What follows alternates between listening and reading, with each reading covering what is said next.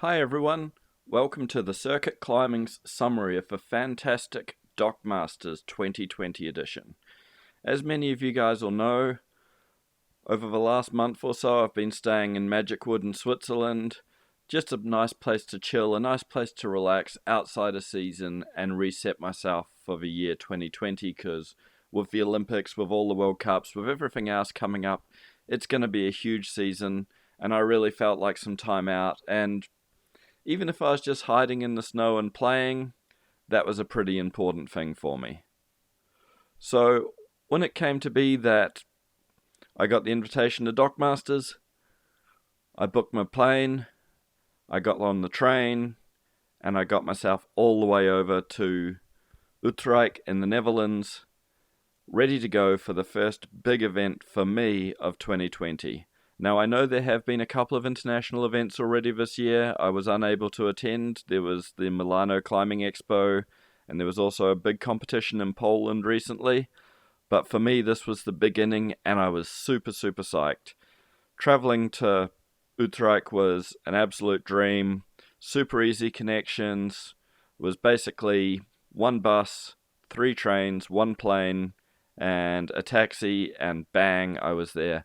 And one of the coolest things is that once we got there, we weren't staying in a hotel.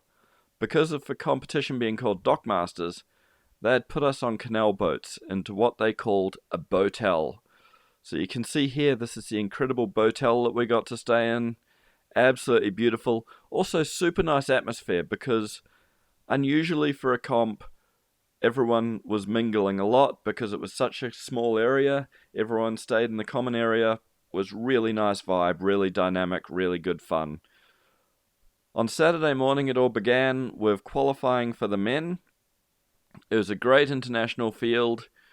We had a strong UK field. We had a bunch of guys from Russia. We had guys from Belgium. We had people from all over. Marco Hubers all the way from, well, you could say all the way from Belgium, but he's technically Venezuelan. So folks from all over. Nimrod Marcus all the way from Israel. And psych was already high. It was great to see. Here you have Max Prince. He's come across from Germany, which of course is not so far from the Netherlands. And these guys had 3 hours to attempt to do 8 boulder problems. So off the field, there was 20 guys going through to semi-finals, and the goal was quite simple. You had 8 problems, get them done, go through. The problems were beautifully set, really, and it was great to see the climbers shake off those off-season cobwebs and get straight back onto the hard stuff. Here you can see Louis Parkinson of the UK, the infamous Captain Cutloose, using his feet to really good effect on a slab. He was pretty psyched on this one. This slab was not easy. Not many of the guys got it done. Really tenuous technical climbing. A lot of the problems for the guys in qualifying were really techy. It was a cool round to watch. It was interesting to see just who was looking good after the off-season. Saw some really strong performances out of the usual suspects. Mikko Marwem looked fantastic. Nimrod Marcus was looking superbly strong. Kypros Beltranis was looking very good. The Brits all looked really good. Alex Waterhouse was there. Louis, who we just saw. Billy Rydell, who we will definitely speak of later in the vlog. And Nathan Phillips as well. This was probably the hardest boulder in qualifying. I don't believe it got any tops. Nico Janelle, one of the best on small holds in the business, just not getting it done there, but one of only a couple to even. And of course you can see the climbers already had all the tricks. Fans on the mats to keep it cool. Saturday was still quite a nice day. It was definitely windy, but there was big rumours of a big storm coming. And, well, let's say those rumours were proved to be pretty true. It ended up being a pretty brutal storm Saturday night and Sunday. Not really wet. There was definitely some rain, but super windy, which ended up having massive repercussions. A lot of athletes and myself ended up being trapped, unable to go back by our planned modes of transport to where we came from. I ended up having to catch who knows how many trains and a couple of buses, and then still had to get picked up from Kura as I couldn't get all the way back to Magic Wood. So what should have been an easy return from the comp ended up being an absolute epic. Here you can see strong Russian Yevgeny Zazulin working hard on one of the really techie qualies, just not quite able to get himself up into the bunched position there. Waterhouse nearly getting a top. He wanted that top, but in the end the judges didn't give it to him. He was pretty devastated by that. After the men's qualifying, we had the opportunity to see the guys from Madrock working with some of our athletes and some of our prototype shoes out there. This is a pair of the new Redline Velcros, and they were going through with Mikhail Marwem, one of the top climbers, about some of the developments in the shoes and any changes that he would like made going forward for production models. Basically saying, look, this is how it stands at the moment, but these are areas that we are thinking could be optimized, and what was his thoughts. And it was cool to see him getting out there and just doing a bunch of simple tests to see the shoe development process in progress, with the companies engaging the athletes and getting the feedback to see exactly what works. So qualifying was pretty awesome for the guys, really fun problems to watch. Already a huge sacrifice in skin. You could just see the pain at the end of 3 hours on a lot of the athletes' faces. They were psyched, they were loving it, but they were already hurting. And of course, for a lot of them, they had 2 rounds to go. 20 of the climbers going through to semis and 6, just like in a World Cup, going through to finals. Women's qualifying was next. Another awesome round. Few less competitors in the females, which was a tad disappointing, but we did still have a highly representative field of the strong females. We had Petra Klingler from Switzerland, who of course is already an Olympic qualifier. We had Fanny Gobert, who is a huge Olympic hopeful for France. Chloe Coulier from Belgium was there. We had Oceana McKenzie, who is also an Olympic hopeful, really looking forward to getting onto that Oceania ticket if she can. Nika Potapova was there from Ukraine. Great to see her, young climber, incredibly accomplished already. 9A under the belt on rope, 8A plus under the belt in boulder. Youth A lead world champion, pretty incredible for just 16 years old. So things were going well. Things were going well as they would end up going for me all weekend, because about this stage, I just started to feel a little low on energy. I started to feel like, maybe I'm not quite as healthy as I was when I left Magic Wood. And, well, let's just say it was all downhill from there, because this competition, I wasn't there as the photographer. I was there in a different role. I was there as the commentator, which is something I love doing, but let's be honest, it's damn brutal to talk, especially to a camera, when you're feeling crook and you can hardly breathe without coughing.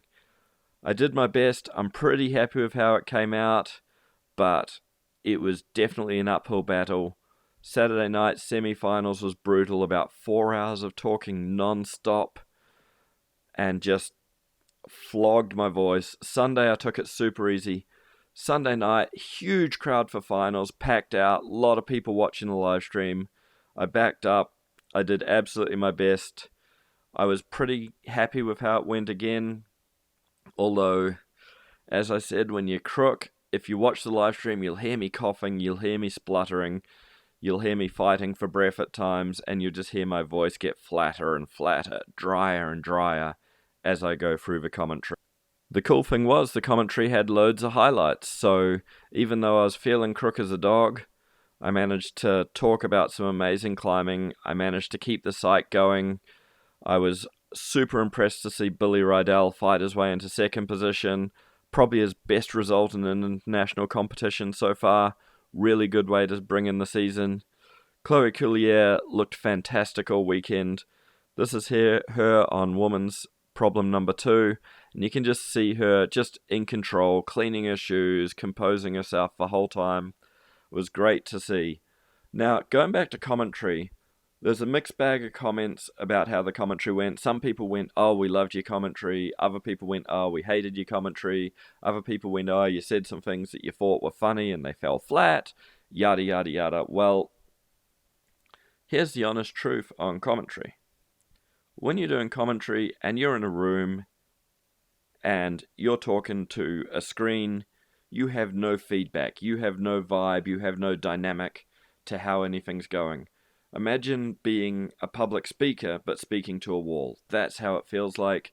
So, I'm no Charlie Bosco. It definitely wasn't that level of professional, but I was pretty happy, all things considered, with how it panned out. Here you got Mikael Marwem, defending champion. This is on the third problem, making it look absolutely easy. He was superb on 3 of the problems, but he was kept off the top step of the podium because he just couldn't get it together on problem number 2. He didn't even get the zone, and that ended up knocking him down on the podium, which would have been gutting for him, but otherwise a superb first comp of the season. Petra Klinger looked great all weekend, super strong, really impressive to see the dynamic between Fanny, Petra, and Chloe. The 3 real standouts of the competition. The women's event all round was just amazing to watch. It was to the death, such a good event.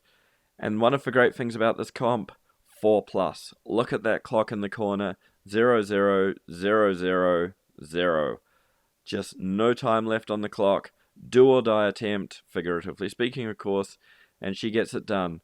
And through the finals, we saw time and time again climbers getting it done on the deaf, and the climbers were psyched by that. The crowd was incredibly psyched by that.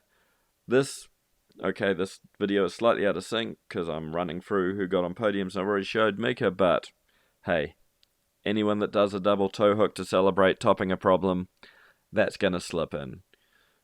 This man here, men's winner, just fantastic performance by Evgeny Zazulin all weekend.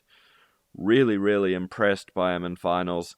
Gritty, definitely found his own way on this boulder, found a different way of doing it to the others.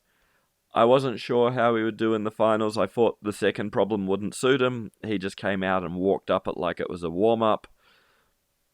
Nothing but superlatives for this man in this competition. This was a superb effort. Really, really impressive start to the season from the big Russian. And you can just see what it meant. He was pretty damn psyched. I was loving commentating this part of the comp.